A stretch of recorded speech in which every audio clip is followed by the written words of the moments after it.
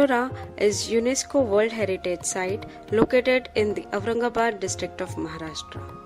It is one of the largest rock-cut monastery-temple cave complexes in the world.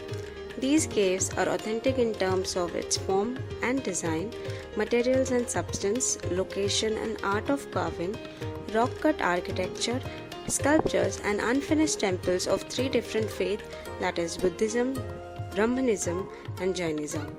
Cave 16 in particular features the largest single monolithic rock excavation in the world, the Kailasha temple, a chariot-shaped monument dedicated to Lord Shiva.